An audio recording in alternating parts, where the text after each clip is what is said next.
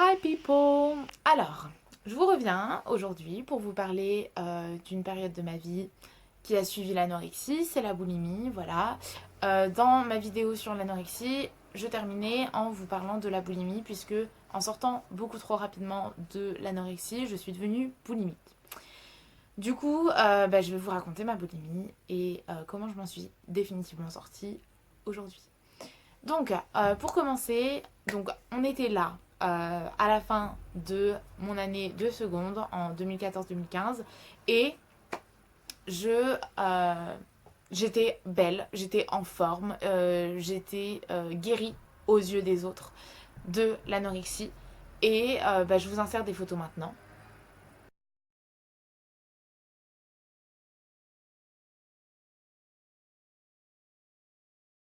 Voilà, personne ne se doutait que j'étais boulimique. Et même maintenant, on me fait encore des réflexions du genre, mais avant t'étais mince, non? Euh, et moi j'ai envie de répondre, oui mais avant j'étais anorexique en fait. Voilà, je sais que c'est pas méchant, voilà, maintenant je suis plus musclée, un peu plus en forme. C'est... J'aime beaucoup mon corps, mais voilà, c'est vrai que j'ai été plus mince, mais c'était pas mon poids de forme et j'étais malade mentalement. Donc voilà.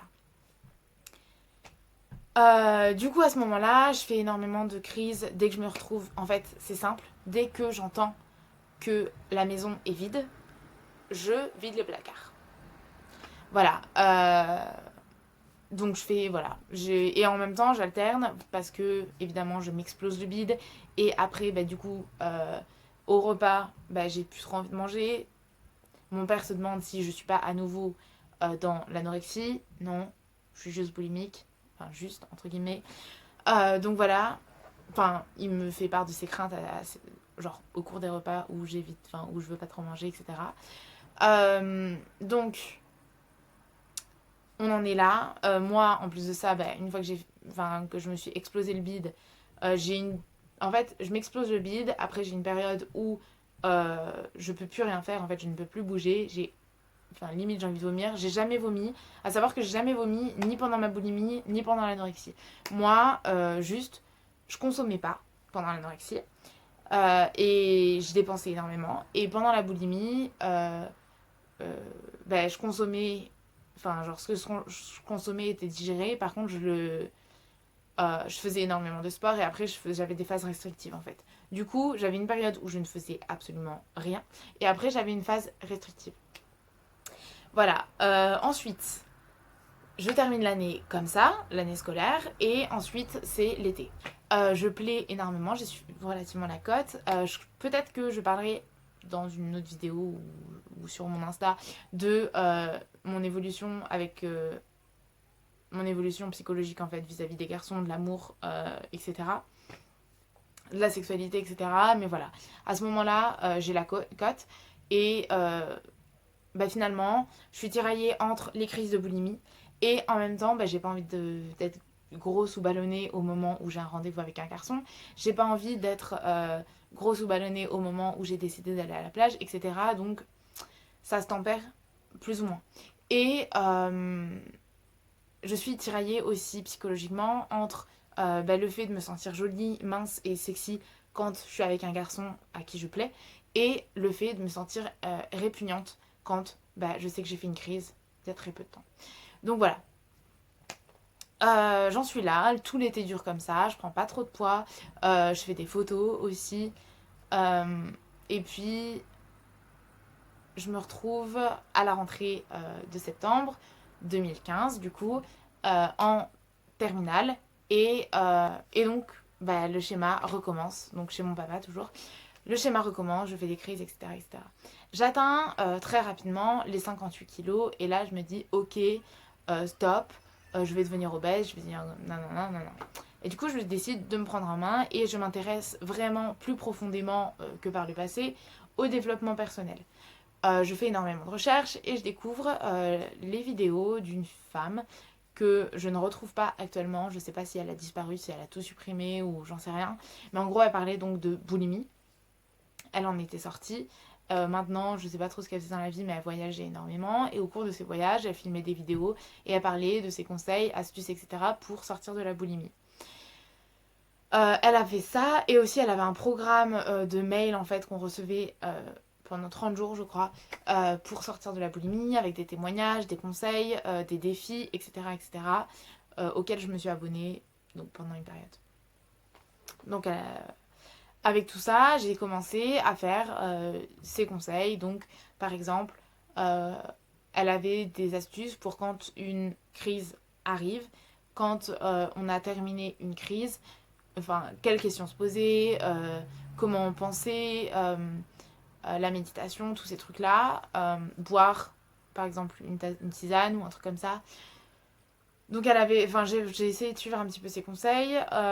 J'ai pas suivi ses conseils pour avant une crise parce qu'à ce moment-là j'avais pas suffisamment, enfin je croyais pas suffisamment moi pour me dire, ok donc tu vas te dire, genre tu vas boire une tisane, tu vas réfléchir, tu vas te calmer, tu vas essayer de penser à autre chose et tu vas pas manger. Non, moi je me disais, attends c'est dans ma tête, c'est pas parce que je bois une tisane que ce sera plus dans ma tête quoi. Voilà, c'était mon état d'esprit. Et du coup, bah voilà, j'ai suivi ses conseils, mais partiellement. Voilà, j'étais pas trop à fond dedans parce que tout simplement, j'y croyais pas. Et du coup, voilà. Ça n'a pas fonctionné. Ça a fonctionné pendant une certaine période parce que bah, j'avais la motivation au début de m'en sortir, etc. Et puis petit à petit, bah, je voyais que. Enfin, je sais pas, je trouvais pas ça très concluant, j'étais plus trop motivée. Et du coup, bah, j'ai arrêté. Voilà. Enfin, j'ai arrêté et surtout, les crises étaient de plus en plus fréquentes comme auparavant. Donc ça, next.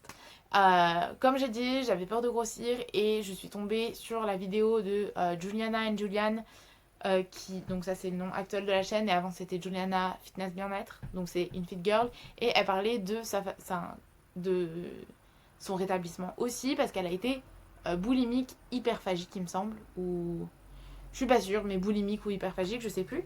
Et, euh, et du coup, elle disait qu'elle s'en était sortie différemment, donc toujours par elle-même, et qu'elle avait en fait fait un rééquilibrage alimentaire et qu'en fait elle s'était décidée, un jour elle a eu un déclic, et elle s'est décidée, elle a fait son rééquilibrage alimentaire, et petit à petit les crises ont diminué et maintenant elle en a plus du tout. Bah ça me plaisait énormément parce que du coup un rééquilibrage alimentaire, je me suis dit, moi qui ai peur de grossir, bah je vais pas grossir avec un rééquilibrage alimentaire en fait, au contraire. Et du coup elle disait que par exemple elle allait se faire des encas, mais qu'elle se les proportionne à l'avance, c'est-à-dire qu'elle s'autorise un morceau de brioche, mais cette brioche ce sera, enfin voilà, une portion et c'est tout. Que quand elle a enfin qu'elle évitait les fortes tentations, que elle s'occupait l'esprit, que voilà elle s'éloignait un petit peu de la nourriture, etc. Et voilà ça a fonctionné comme ça, qu'elle buvait des tisanes, tout ça, tout ça. Euh, j'ai tenté. Je me suis dit peut-être que je ferai plus de crise si justement je m'autorise, etc. Mais alors pas du tout en fait. Moi, si je me fais une portion de brioche, que ça soit à l'avance ou pas, si je sais que la brioche entière, elle est encore dans le placard, je vais la manger la brioche. Il n'y a pas de oui, mais genre ma portion, tu vois. Non, non, non. Moi, la brioche, elle est dans le placard. Sous prétexte que je suis boulimique, bah, bam, je vais aller taper dans le placard, tu vois. Donc ça encore, c'était pas pour moi. J'ai quand même tenu, enfin tenté pendant relativement longtemps. Mais en fait, le problème, c'est que j'avais pas besoin d'un rééquilibrage alimentaire. J'étais vraiment malade. Et donc, une maladie, ça se soigne. Malade mentale, ça se soigne mentalement. Et pas par l'alimentation, en fait. Voilà. Du coup, en plus de ça, j'étais chez mon père. Donc, autant vous dire que la tentation, elle était partout. Enfin, bah, évidemment, lui, il était pas malade. J'avais mon petit frère aussi qui était pas malade. Enfin, voilà, ma belle-mère non plus. Et du coup, bah, ils avaient des apéros, ils se faisaient plaisir, etc. Euh, que je mange, c'était franchement le cadet de leurs soucis. Au contraire, mange ma fille.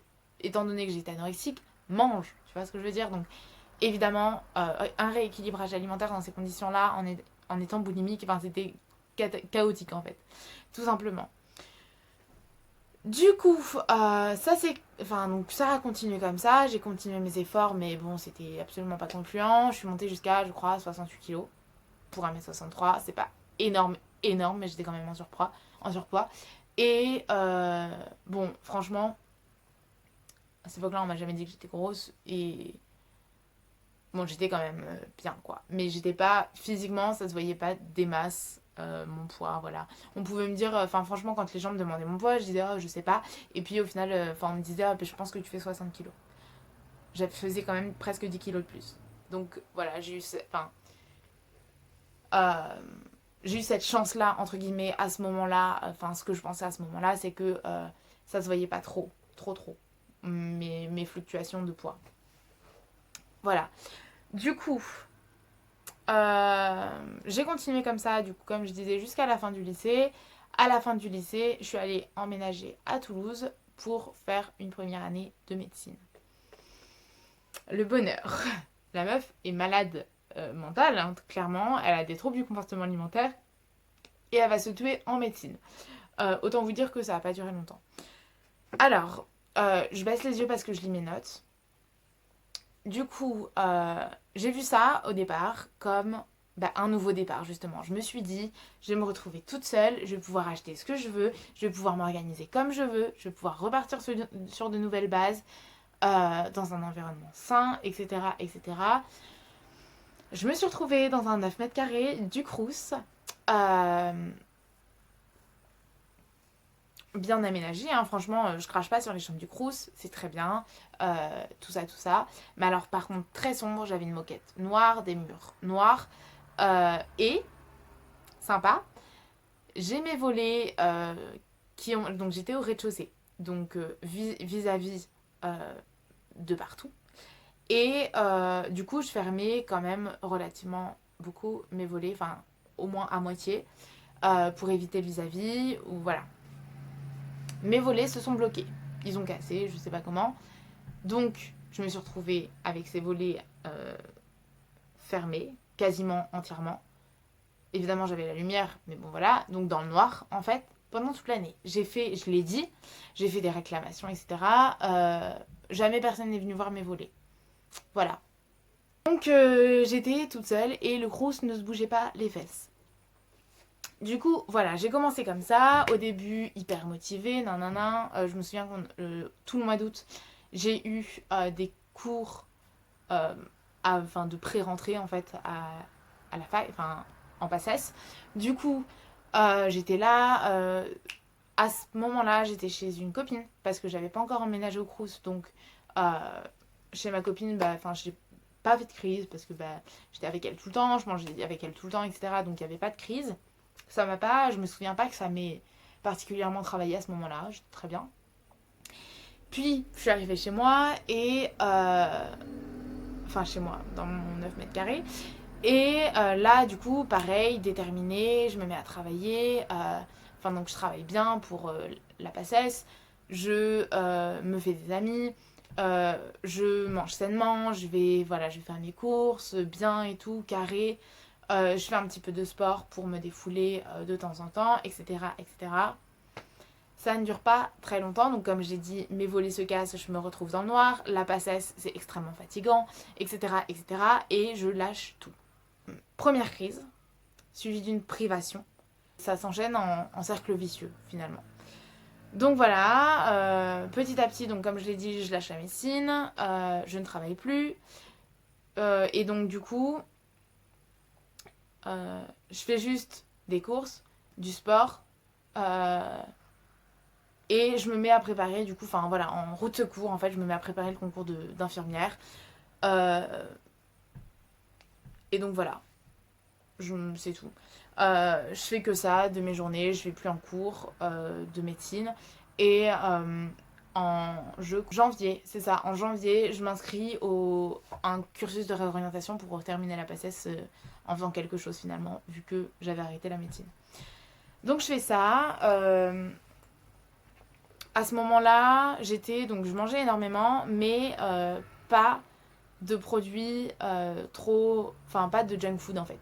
Je mangeais plutôt, par exemple, du riz, des pâtes, Bon, des pâtes, ça peut être considéré comme les junk food, mais du riz, des pâtes, des patates, des légumineuses, des légumes aussi, des fruits, tout ça, parce que hmm, la junk food, ça coûte cher, surtout quand on mange énormément, genre comme dans une crise, parce que ce qui m'importait le plus, c'était pas forcément le goût, mais plutôt d'être rempli. Et parce que entre temps, je suis devenue végane et donc j'avais pas forcément énormément de choix en termes de junk food vegan et en bio encore, c'est encore plus cher. Donc voilà. Et ouais, donc aussi, je voulais dire donc pour le fait que les boulimiques ont besoin de se remplir. J'ai lu et j'ai entendu énormément de choses à ce sujet, de pourquoi en fait, enfin qui expliquait pourquoi on a besoin de se remplir comme ça. Honnêtement, j'en pense pas grand chose, je sais pas pourquoi j'avais ce besoin là, mais à vrai dire, je m'en fous. Comme je l'ai dit dans ma vidéo sur l'anorexie, la cause de la maladie, je m'en branle en fait.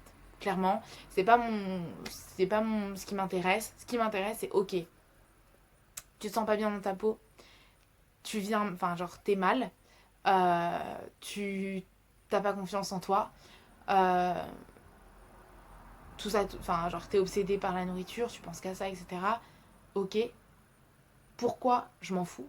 La question qui m'intéresse, c'est comment tu vas retrouver confiance en toi, comment tu vas te sentir mieux, comment tu vas arrêter de penser à la nourriture tout le temps, comment, enfin tout ça. Comment en fait. La vraie question, c'est comment. Voilà. Du coup, donc je termine encore une fois l'année comme ça. Je suis en vacances, genre fin mai. Et du coup, mi-mai, je décide que je vais partir en Angleterre. Voilà, je me dis, en fait, il y a l'Angleterre qui m'appelle depuis un certain temps. Je me dis, je veux aller en Angleterre. Genre, vraiment, je veux aller en Angleterre. L'Angleterre m'appelle. Et du coup, je me dis, tu sais quoi, tu vas suivre ton instinct. J'avais le prix d'un billet d'avion sur mon compte en banque, clairement, c'était tout. Et je me suis dit, bah, je vais aller en Angleterre. Mais bon, j'ai le prix d'un billet d'avion, faudrait que je puisse rentrer quand même. Ce serait pas mal. Du coup, je me dis, donc, je vais en Angleterre, mais je vais être au pair pendant toutes les vacances. Comme ça, je visite comme ça l'Angleterre et en même temps, j'économise de l'argent pour pouvoir rentrer. Du coup, je vais sur care.com, donc care comme prendre soin d'eux, take care, you know, euh, you know. Et je cherche des familles, j'en trouve en Suisse, etc. Mais bon, quand même l'Angleterre m'intéresse davantage. Du coup, je trouve une famille en Suisse de 3 petits garçons donc à Redditch, près de Birmingham. Et en fait, on se fait de Skype, je crois. Et puis ils me disent c'est booké, on te veut pendant donc de juin à du 1er juin au 31 août, on te prend. Du coup, me voilà dans l'avion, quelques jours, enfin genre vraiment 2 semaines après, mercredi, je vais en Angleterre. Je me retrouve dans l'avion qui va à Redditch. Du coup, je vais là-bas. Et à ce moment-là, donc... Aïe, pardon. Du coup, là-bas, je suis hyper heureuse d'être là-bas. L'environnement est hyper sain. On a un petit jardin, une grande maison. La famille est adorable. Les enfants sont tellement mignons. Vraiment, c'est des amours. Et je vis ma meilleure vie là-bas. Je fais pas de crise. Voilà, admettons, enfin, je m'occupe donc du plus petit qui a 2 ans. Lui, il est avec moi H24 pendant les 3 mois. Euh, et les 2 autres, en fait, ils sont à l'école. Et ils sont en vacances que en août. Si je me souviens bien. Qu'en août ou qu'en juillet. Mais en gros, que un mois pendant ma période où je suis là-bas. Et du coup, le petit, donc, donc le petit déjeuner, je les fais manger, je mange avec eux. Après, le petit, il a un encas, je prends l'encas avec lui. Moi, je prends mon encas et en plus de ça, je termine son encas. Donc, je mange, enfin voilà, je fais ça le matin, je fais ça le midi, je fais ça le soir, enfin le goûter. Et après, on dîne relativement tôt. Et après, avec la mère, on a notre petit snack du soir devant la série. Je me souviens, on regardait, comment ça s'appelait The Preacher. Donc, bref, c'est une série un peu paranormale, mais bref. Et voilà, on prenait notre petit thé avec notre petit chocolat, ou notre petit verre de vin avec notre petit chocolat. Et du coup, voilà, je mangeais beaucoup, mais je faisais pas de crise. Et j'évitais de me focaliser là-dessus parce que de toute manière, avec les enfants, je courais partout. On faisait du trampoline, on faisait des activités. Moi, je voyageais aussi, donc je suis allée à Londres, je suis allée à Brighton, je suis allée à Birmingham. Je voyais un garçon aussi à ce moment-là, un anglais. Voilà, donc je vivais ma meilleure vie. Et voilà, j'ai pas fait de crise pendant ce temps-là. Ensuite, je suis rentrée pardon, en France, donc à La Rochelle. Et j'ai décidé que ça y est, il fallait que je me prenne en main. Stop. Je ne pouvais plus. Donc je suis rentrée en France. J'avais pas fait de crise donc pendant 3 mois. Et là, je me retrouvais à refaire des crises en fait. Et donc, je me suis dit, ça suffit, stop. Déjà, j'avais pris quand même pas mal de poids. Et donc, je me suis dit, il faut que je me prenne en main. Je me suis inscrite à la salle de sport. Donc. Et c'est là que commence en fait vraiment mon rétablissement, comment j'ai fait. D'abord, première chose que j'ai faite, donc je dis pas que c'est comme ça qu'il faut faire, mais je dis comment j'ai fait et vous en tirez voilà vos, enfin si vous êtes boulimique ou dans des troubles du comportement alimentaire quelconque, genre l'orthorexie ou peu importe, ou que vous avez des problèmes en fait tout simplement avec votre relation avec l'alimentation, vous en tirez ce que vous voulez en fait, voilà. Vous prenez les petites astuces qui vous intéressent, vous les testez. Franchement, certes, je m'en suis sortie à ma manière, etc. Mais d'autres s'en sont sortis de différentes manières. Voilà, celle qui racontait son histoire à elle, ça n'a pas fonctionné pour moi, mais ça avait fonctionné pour elle. Juliana, pareil, etc. Donc, chacun fait comme il veut et comme il peut, surtout comment ça fonctionne en fait. Chacun teste ses trucs et puis bah, quand ça fonctionne, c'est cool. Donc, comme je disais, je me suis inscrite à la salle de sport. Au début, c'était uniquement pour perdre du poids, me muscler, m'affiner, tout ça, tout ça. Et puis, petit à petit, donc toujours en m'intéressant au développement personnel, en fait, et à force de faire du sport et de m'intéresser au monde du fitness, etc., je me suis tournée davantage vers la performance. Et je me suis mise à vraiment apprécier le fitness comme un sport qui me donne plein de bonnes hormones. Voilà, je vais pas commencer à sortir des hormones parce que j'ai peur de dire des bêtises, sachant que je suis enceinte pour la santé, la chouma. Mais du coup, voilà. Le sport, vraiment juste, au final, enfin au début, que pour mon physique, et au final, que pour aujourd'hui, maintenant je m'entraîne. Je m'intéresse que à mes performances, et donc mes objectifs de performance évoluent, mais c'est tout. Et au bien-être que ça me procure finalement. Maintenant, je fais pas de sport. Genre, je vais pas bien, je vais à la salle de sport. Si je vais pas à la salle de sport, je vais pas bien. Voilà. C'est le mindset dans lequel je suis. Et uniquement ça, c'est pas une histoire de je vais m'écrire, nanana. Donc, au début, pareil, je faisais une diète. Je suivais une diète, etc. Et puis, petit à petit, en me basant sur le développement personnel, et genre, un jour, je suis tombée sur une vidéo comme ça, genre, par hasard. Pareil, donc d'une ancienne boulimique, et qui disait, genre. Genre un truc genre ce qu'on nous dit pas ou je sais pas quoi, et en gros elle disait le seul moyen par lequel elle est sortie de la boulimie ou des troubles du comportement alimentaire, c'est en arrêtant de se limiter. En fait elle a accepté de faire des crises H24 en fait, de genre manger tout ce qu'elle voulait en quantité qu'elle voulait jusqu'à ce que à un moment donné elle en ait plus envie. Au début, je me suis dit, ouais, mais. Enfin, genre, d'un côté, ça paraît bien. Enfin, ça paraît logique, tu vois. C'est ton cerveau qui s'est mis en mode privation quand. Enfin, genre, par exemple, moi, j'étais anorexique. Du coup, je me privais énormément. Donc, au début, mon corps, quand je me remets à manger, il réclame énormément. Donc, en fait, il réclame et tu peux pas le contrôler, en fait. Il réclame, et toi, tu le nourris. C'est ta crise, en fait. Puis ton cerveau aussi, il s'est mis en mode, bah parfois t'es en privation. Et du coup, dès que tu craques, et ben il craque, tu vois. Et du coup, je me suis dit, bah c'est logique que si pendant une période plus ou moins longue, etc., tu lui donnes tout ce dont il a besoin, il va oublier la privation, et puis petit à petit, il va redevenir normal. Mais en même temps, s'il y a des personnes obèses, c'est que finalement, bah parfois ça fonctionne pas. Et je me suis dit, j'ai pas envie d'être obèse. Voilà, j'étais toujours quand même dans pour ma santé et pour mon physique aussi, j'ai pas envie d'être grosse quoi. Enfin voilà. je me dis ok, et en fait cette vidéo, il a fallu, et ces informations, il a fallu que ça mûrisse en fait dans ma tête, et que vraiment à la toute fin, quand j'étais désespérée et que je me disais que j'avais tout essayé, je me suis dit ok, bah tu sais quoi, on va tenter ça, maintenant on lâche prise, je grossis, je grossis pas, et voilà. C'est vraiment le lâcher prise qui m'a sorti de cette merde. Le lâcher prise, c'est la clé. C'est très difficile. Moi, j'ai toujours été dans le contrôle. Je suis encore dans le contrôle pour beaucoup de choses. J'ai un emploi du temps hyper carré, hyper rempli. On me dit tout le temps. Enfin, franchement, le mot que je dois le plus entendre dans ma vie, c'est ministre. On me traite de ministre H24 parce que, bah voilà, genre, tu veux me voir, il faut prévoir plus d'une semaine à l'avance parce que moi, tous les dimanches, ma semaine, elle est planifiée. Voilà. Donc,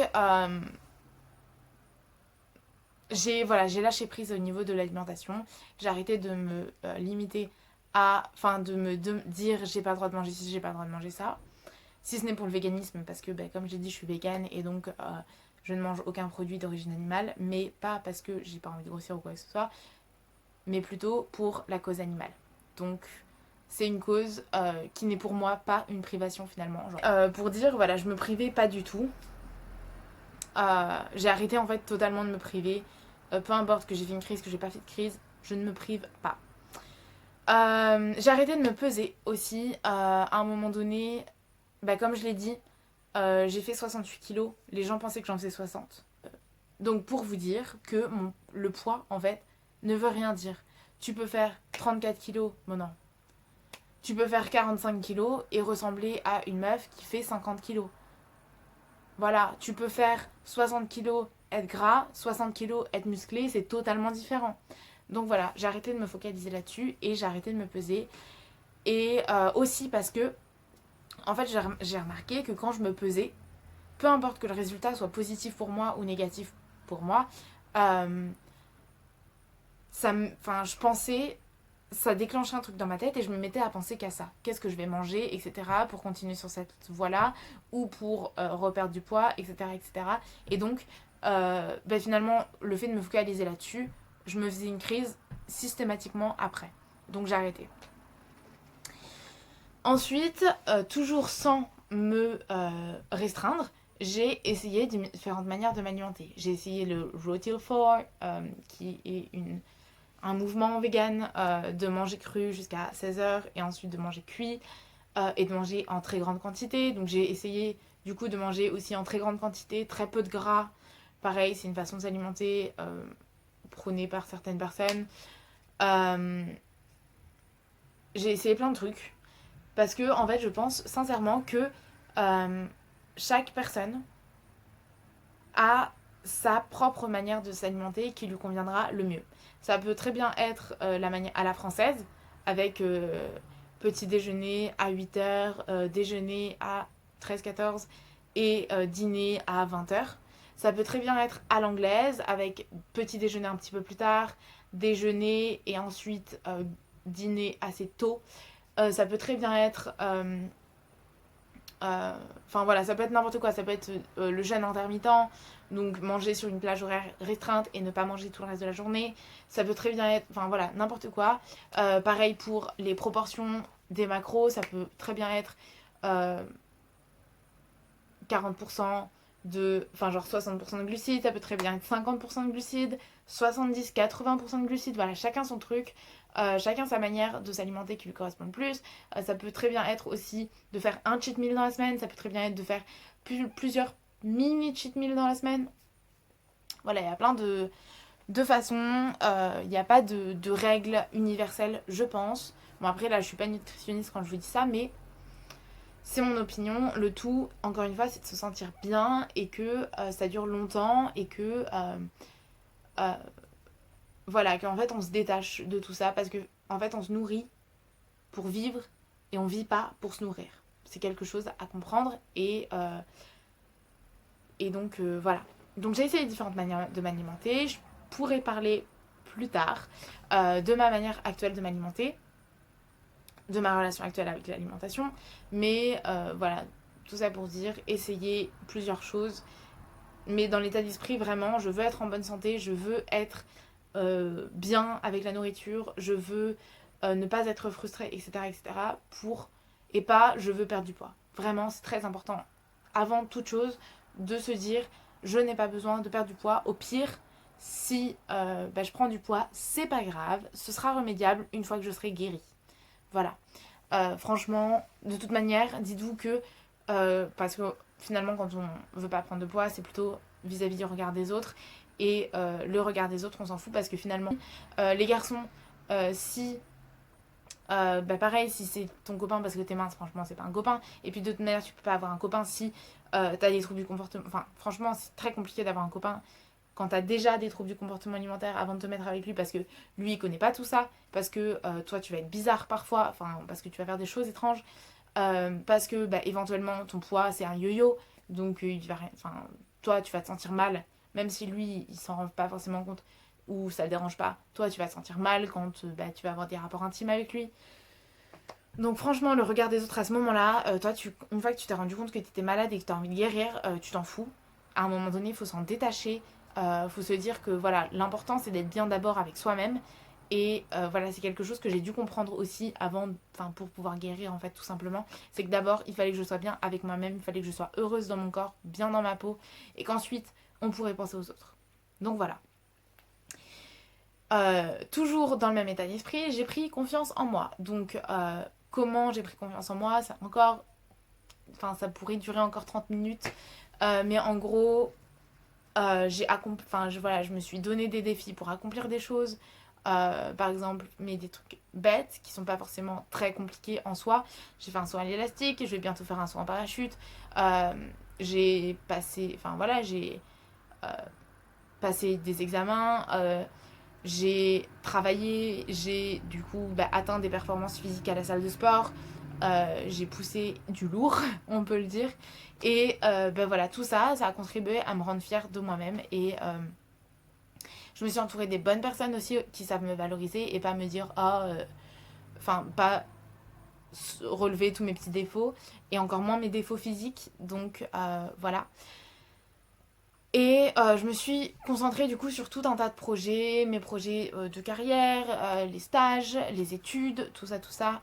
Et pour me détacher de mon rapport à mon corps et à l'alimentation. Voilà. Ce qui m'importait, c'était mon esprit et plus mon corps.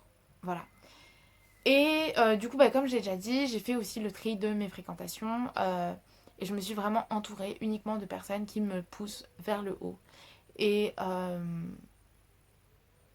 c'est franchement la meilleure chose que j'ai pu faire dans ma vie parce que c'est vraiment à partir de ce moment-là où j'ai éliminé toutes les personnes toxiques de ma vie et j'ai arrêté de laisser quelconque importance à des personnes qui me polluaient en fait l'existence que je me suis vraiment sentie zen et sereine. Voilà. C'est tout pour cette histoire et je vous fais un bisou et du coup je vous dis à bientôt. Bye.